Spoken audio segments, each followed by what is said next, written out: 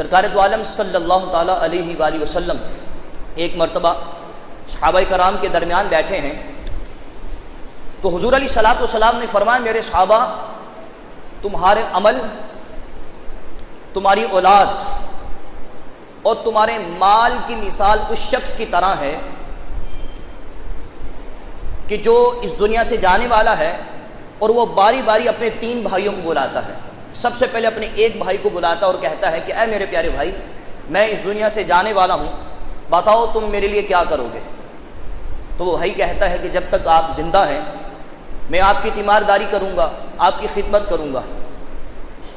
لیکن جیسے ہی آپ اس دنیا سے چلے جائیں گے تو آپ کا رستہ الگ اور میرا رستہ الگ ہو جائے گا۔ تو حضور نے فرمایا میرے صحابہ، یہ تمہارے اہل و عیال کی مثال ہے کہ جب تک تم زندہ ہو یہ اہل و عیال تمہارے ہیں، تم بیمار ہو جاؤ گے تمہاری تیمارداری کریں گے، تمہاری خدمت کریں گے، تمہارا ادب کریں گے، اور جیسے ہی تم اس دنیا سے چلے جاؤ گے تو ان کا رستہ الگ ہو جائے گا، یہ دنیا کی مصروفیات میں رنگ رلیوں میں مصروف ہو جائیں گے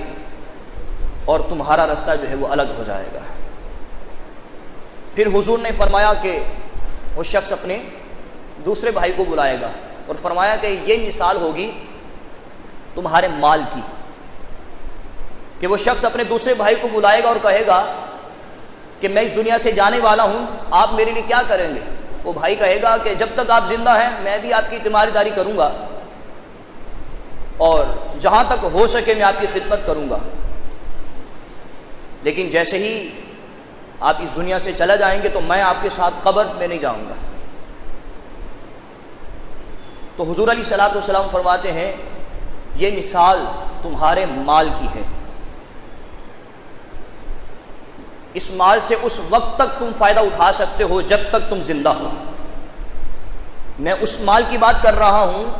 جس کے لیے انسان صبح سے لے کر رات تک کام کرتا ہے، حلال و حرام کی پرواہ بھی نہیں کرتا، بس یہ دن ہوتی ہے، یہ ذہن ہوتا ہے کہ بس مال کمانا ہے۔ میں اس مال کی بات کر رہا ہوں، اور اس مال کی حیثیت کیا ہے؟ یہ مال انسان کو کب تک فائدہ پہنچاتا ہے؟ حضور نے فرمایا جب تک تم زندہ ہو یہ مال تمہیں فائدہ پہنچائے گا، تم اس سے نفع اٹھا سکتے ہو، لیکن جیسے ہی تمہاری سانس کی مالا ٹوٹے گی، تم اس دنیا سے چلے جاؤ گے، تمہاری روح پرواز کر جائے گی، تو اس مال کا رستہ الگ ہو جائے گا اور تمہارا رستہ الگ ہو جائے گا۔ یہ نہ سمجھنا کہ یہ مال تمہارے ساتھ قبر میں بھی جائے گا، اس طرح نہیں ہے۔ صحابہ کرام سے پوچھا میرے صحابہ تم کیا اس میں بھلائی سمجھتے ہو؟ تو صحابہ نے کہا کہ حضور ہم اس میں بھلائی نہیں سمجھتے ہیں۔ حضور فرماتے ہیں پھر وہ شخص اپنے تیسرے بھائی کو بلائے گا اور کہے گا کہ میں اس دنیا سے جانے والا ہوں، تم بتاؤ تو میرے لیے کیا کرو گے؟ وہ کہے گا کہ جب تک آپ زندہ ہیں میں آپ کے ساتھ ہوں، جب آپ قبر میں چلے جائیں گے تو میں اس بات کی گارنٹی دیتا ہوں کہ میں آپ کے ساتھ قبر میں جاؤں گا،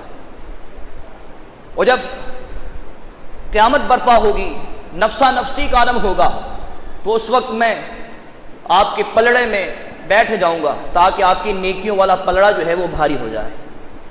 حضور فرمائیں گے، حضور فرماتے ہیں کہ یہ مثال تمہارے اچھے عمل کی ہے، یہ مثال تمہارے اچھے عمل کی ہے۔ تو پتہ چلا حضور علیہ الصلوۃ والسلام کی اس حدیث سے کہ اگر انسان دنیا میں رہ کر اچھا عمل کرے تو یہی اچھا عمل انسان کے ساتھ قبر میں جاتا ہے اور اس کو فائدہ پہنچاتا ہے، اس کو نفع پہنچاتا ہے، اور یہی اچھا عمل جو ہے اس کو کل بروز قیامت نفع پہنچائے گا، اور یہی اچھا عمل جو ہے اس شخص کو جہنم سے چھٹکارا عطا فرمائے گا اور جنت میں لے جائے گا۔